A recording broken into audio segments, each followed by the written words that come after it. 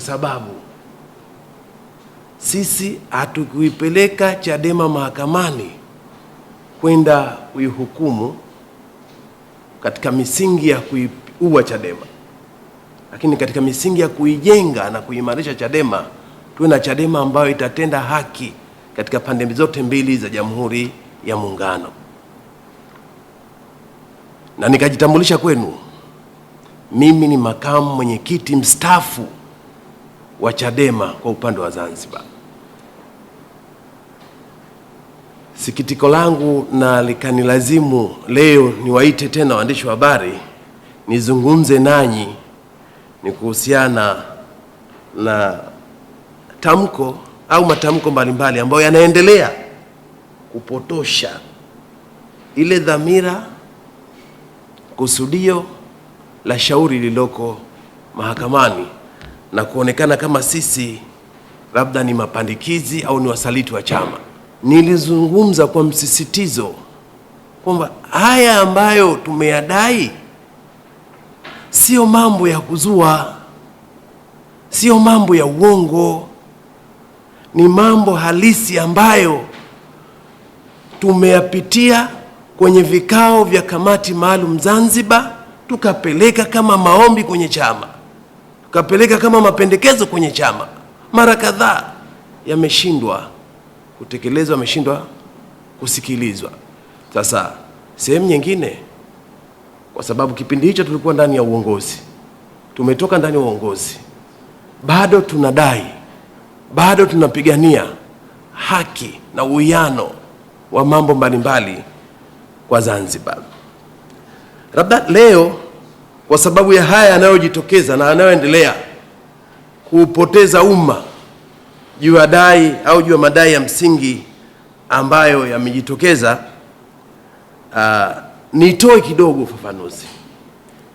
Sisi tuna shauri ambalo liko mahakamani, na sitaki niseme sana kwa sababu shauri letu bado liko mahakamani, na nilisisitiza si kuwa mahakamani tu, bado mtoto Chadema tunampenda, hatutaki tumvue nguo. Lakini katika madai ambayo tumepeleka mahakamani, moja ni kuhusiana na mgao wa rasilimali za chama na mali za chama. Kwa mfano Chadema tuna ruzuku inayoingia ndani ya chama kwenye mwaka 2015, 2020 mpaka 25. Kwa Zanzibar mwaka 2020-2025 Chadema tulikuwa tunapokea ruzuku kama chama kiasi ya shilingi milioni 117. Wastani inaweza kupungua kidogo, inaweza kuzidi. Zanzibar tunapata hela ya kuendeshea chama shilingi milioni 2. Shilingi milioni 2. Leo tumeyadai haya kwenye kamati maalum. Minutes za kikao zipo, agenda za kikao zipo, maazimio. Tunakiomba chama angalau 10% iende kuendesha chama Zanzibar, ikashindikana. Tukaomba angalau 5%, imeshindikana. Na sasa hivi wakati huo tulikuwa tunapokea milioni 117. Mwaka 2015 kwenda 2020 tulikuwa tunapokea zaidi ya milioni 300 na kitu. Na mgao unaokuja Zanzibar kukiendesha chama ni shilingi milioni 2. Sasa leo naye tumeyadai ndani ya vikao halali vya chama, bado hayakusikizwa, hayakutekelezwa, na ndio maana tukaamua sasa tutafute njia nyingine muafaka ambayo bado itakinusuru chama. Tungependa tukasema twende kwa msajili wa vyama, ni vitu ambavyo vinaweza kufuta chama, kwa sababu bado tunakipenda chama. Tumekwenda kwenye maeneo ambayo tunahisi haki ya chama kubakia itakuwepo, lakini haki ya Zanzibar kupata angalau uwiano, sio usawa, angalau uwiano kwenye rasilimali za chama unapatikana. Huu ni mfano kwenye ruzuku tu, lakini tuchukue kwenye rasilimali, majengo na mambo mengine ya kazi. Zanzibar mwaka 2020 tulikuwa na mgomo wa ruzuku baada ya kuteuliwa kwa Rais Magufuli tukaweka mgomo. Bahati mzuri baada ya kuondoka Rais Magufuli, akaja Rais Samia akatuita kwenye meza ya mazungumzo. Katika mambo ambayo tulikubaliana nayo ni kurudishiwa ruzuku yetu. Tukarudishiwa ruzuku. Kwenye mrundikano wa ruzuku hiyo ambayo ilikuwa ni zaidi ya bilioni 2 na kuzidi, bilioni 1.6 tumenunua jengo la makao makuu bara, na tukafanyia matengenezo zaidi ya milioni 400. Zanzibar hatuna hata kiwanje tulichokinunua, hata nyumba ya ofisi ya shilingi milioni 100. Ukilizungumza hili unaambiwa mlikuweko kwenye chama, mlisemaje? Tulizungumza ndani ya chama, vikao halali, minutes za vikao zipo. Hivi tunachokiongea cha uongo hapa ni kipi? Na uhalisia huko hadi leo. Chama tumehama kwenye jengo la makao makuu madogo Zanzibar Kikwajuni kwa deni tunadaiwa shilingi milioni 12. Hata sasa hivi hili jengo ambalo chama kinakaa sasa hivi leo wanachosema kwamba huyu si kiongozi, huyu si nani, wao wenyewe wanapitia haya. Hawa waliopo sasa hivi jengo linadaiwa, labda walipe baada ya kauli haraka ili kufunika. Leo nashangaa wanasimama hadharani mchana kweupe wanasema huu ni uongo, ni uzushi, Said Issa ni pandikizi, Said Issa anatumwa na nani? Haya ni malalamiko ambayo yako Zanzibar. Haya ni malalamiko viongozi wa Zanzibar wanayajua. Viongozi wa Zanzibar wameyatoa ndani ya vikao halali, kamati maalum ya Zanzibar, na tukawasilisha kwa kamati kuu ya chama ili kuona tunapata ufumbuzi. Wakati huo ikashindikana. Chama kina rasilimali ya magari. Tuna magari zaidi ya 20. Zanzibar hakuna, mpaka sasa hivi nazungumza, hakuna gari hata moja iliyopelekwa Zanzibar kwa ajili ya kufanya kazi za chama. Toka 2010 tuna magari ya chama mapya tumenunua, 2015 tumenunua, hakuna hata moja ambalo liko Zanzibar. Ukiyazungumza haya, na sioni kikubwa cha kuwa mlumbano mkubwa sana, ni utekelezaji. Mimi sijaenda chama kifutwe, nimeenda tupate, na hata wakati tumeweka zuio la kutokutumia ni ubishani ambao uliotokea. Tunazungumza haya wanasema sio kweli, tunazungumza haya wanasema ni uongo, ni uzushi. Tukamwambia kama ni uzushi, kuna minutes za kikao, kuna statement za benki zipo, sasa tuzipeleke. Hivyo hata wanaoifanya kesi delay ni wao, ni viongozi waliopo. Tuende basi tufike pahala tujue Zanzibar kama Zanzibar, kwenye rasilimali fedha, kwenye ruzuku ya chama ilikuwa na haki hii. Na mengi, hili nimetaja item moja tu, mgawanyo wa rasilimali. Lakini tukienda kwenye uvunjifu wa katiba ya chama, katiba ya chama imekuwa haiheshimiwi, na hasa viongozi waliopo madarakani sasa hivi. Na nitazungumza kwa nini, hoja ambayo inatembea sana kwamba kwa nini alikuwepo madarakani miaka kadhaa hajazungumza hili, anazungumza sasa kwa sababu ameshindwa uongozi, ameshindwa kwenye uchaguzi, anakuja kuzungumza. No, nimeyazungumza haya ndani ya vikao. Mimi mwaka 2020 niligombea kuwa mgombea wa urais Zanzibar. Baraza kuu la chama, mkutano mkuu wa chama ukanipitisha kuwa mgombea wa urais.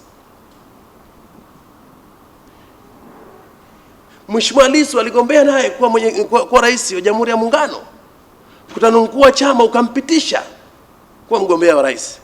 Tena ulimpitisha kwa kura, mimi ni bora nimepita kwa kura nyingi kwa sababu mimi nilikuwa mgombea peke yangu. Yeye aligombea na Mheshimiwa Nyarandu. Leo Mheshimiwa Lissu bila kujali, bila kuheshimu katiba ya chama, vikao vikubwa vya chama, amekuja jukwani Zanzibar akatangaza kuniondoa kwa mgombea urais. Mkutano ambao tumeufanya sisi Zanzibar. Tumeufanya sisi mkutano Kibanda Maiti, anakuja yeye kama mgombea wa urais na mgombea mwenza wake anakuja anazungumza kuniondoa mimi mgombea wa urais. Mamlaka haya anapata wapi kikatiba? Na tunaposema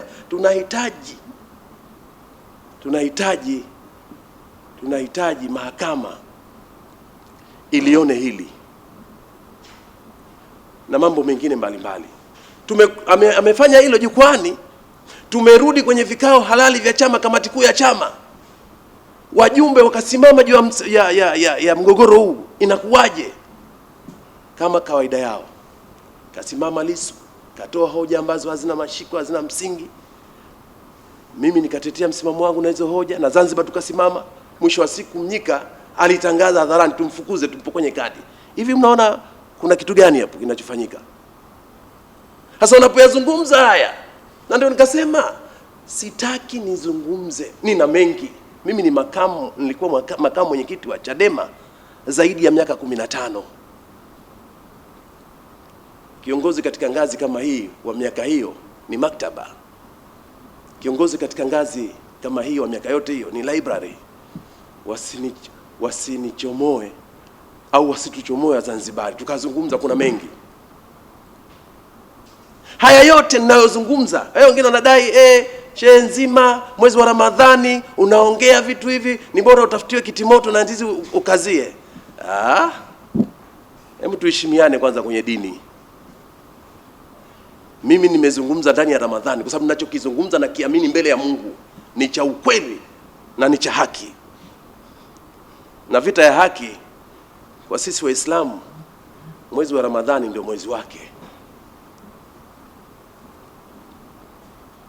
Sasa wache maneno haya ya kutufanya tuje tuzungumze vitu vingine ambavyo kwa kweli itaonekana Chadema ni chama cha aina gani. Hatutaki tuzungumze hayo. Nije kwenye swala la msingi sana ambalo mara nyingi linapigiwa kelele kwa kumalizia tu. Kwa nini kipindi huko na Mbowe miaka kadhaa hujazungumza haya baada ya kushindwa? Ni umezungumza. Kwanza mimi sijashindwa kwenye uchaguzi. Na naomba waandishi wa habari na ujulishe, mimi sijashindwa kwenye uchaguzi. Na nafikiria mnakumbuka matokeo ya uchaguzi wakati yanatoka. Mimi kundi hili la kina Heche, Lissu na Mnyika waliandaa mikakati kwa sababu hizi tu za kudai maslahi ya Zanzibar ndani ya vikao halali. Na wakati huo, wakati mwenyekiti Mbowe tuko na chama, afadhali alikuwa ni mtu ambaye anakusikilizeni, halafu anajaribu kwa hali yote kubalance hiyo situation, ingawa alikuwa anapata vikwazo vikubwa kwa grupu hii. Na bahati mbaya sana mwenyekiti Mbowe aliamini grupu hii sana, na ndiyo iliyokifikisha chama hapa, na yeye mwenyewe amekuja kuona dakika za mwisho. Sababu kuna mifano hai. Chama kilikuwa kwenye hali mbaya sana kipindi cha Magufuli. Na baada ya kuondoka Magufuli, hata mheshimiwa mwenyekiti Mbowe aliwekwa ndani kabisa. Tuliporudi baada ya kufa Magufuli, Mheshimiwa Rais Mama Samia Suluhu Hassan akatutafuta kwenye meza, kuna nini? Tukampa sisi mambo yetu karibuni 7. Hichi. Walioharibu mazungumzo ni hawa. Bahati mbaya sana sisi wengine Zanzibar hata hatukushirikishwa. Mimi makamo naibu Zanzibar, kwa bahati tu akaingia mjumbe mmoja wa kamati kuu Zanzibar, Zeudi. Hawa ndio waliotoka kwenye mazungumzo yanayopeleka mustakabali wa chama na kukijenga chama. Waliotoka wakaanza kusema mwenyekiti Karamba asali, mwenyekiti Karamba asali, ili kukivuruga tu chama. Kwa maana hiyo hata haya nao yaongelea kuhusu Zanzibar tulikuwa tunayaongelea kwenye kikao, na ndio walikuwa vinara wakuu wa kuhakikisha Zanzibar haipati uwiano wake kama inavyostahiki kama chama cha Jamhuri ya Muungano wa Tanzania. Sasa leo wametoka kikundi hichi kimetoka. Yanasema Said Issa akashindwa kwenye uchaguzi. Mimi sijashindwa kwenye uchaguzi. Walipanga mikakati ya kunishinda mimi, lakini kunishinda kwenye uchaguzi. Tulikuwa wagombea watatu. Pemba tu walitoa wagombea wawili ili wazuie kura za Pemba, ili tumshinde Said Issa. Tuweke wagombea wawili kutoka Pemba. Volunteer watu wamekwenda Pemba kwa kifanya kampeni zao, wakaja na wagombea wawili kutoka Pemba kwenye kanda moja ya uchaguzi, wakaweka mgombea mwingine Unguja. Nafikiria nyinyi waandishi wa habari mashuhuda, matokeo yalisomwa pale. Hawa wagombea, mmoja alipata 10%, mmoja wale wa Pemba, mmoja sio akapata 2%, wa Unguja akapata 20%, nikawa na asilimia zaidi ya 30, karibuni na 40. Kama katiba yetu nayo haihitaji reform, tungefanya reform ya katiba yetu kabla election, basi katika raundi hii ya kwanza na ningekuwa nimeshinda kuwa makamo wa Chadema kwa mara nyingine tena. Sasa katika kurudia uchaguzi na mazingira ambayo yalikuwepo ya kutangazwa kwa mwenyekiti Lissu kwa mwenyekiti wa chama, mimi nilisimama jukwani na nikaamua kujiondoa, na wala sikuwa naogopa kushiriki uchaguzi kwa kushindana na Mheshimiwa Said Mzee hata siku moja. Ndiye ambaye nilishinda naye mwaka 2009 na nikamshinda. Akaletwa naibu wake Hamadi, huyo ambaye ameandika barua hii, mwaka 2010 wakamleta, nikamshinda kwenye kura 800, akapata kura 100. Hivyo siogopi, na hiyo ndio demokrasi kama ningeshindwa. Lakini nikaamua jukwani kusema na mimi nimeamua kuacha madaraka, na kilichonisukuma kuacha madaraka, kabla mjaniuliza swali, niliona hata nikishinda hii timu, hawa watu ambao ndani ya vikao tunapingana kuhusiana na maslahi ya Zanzibar, akiwemo mwenyekiti na wajumbe wengine ambao walikuwa angalau wanatoa supporter, na kuja kufanya kazi gani? Na mimi ni makamu Zanzibar ambaye naipigania kimaslahi Zanzibar na nchi kwa ujumla.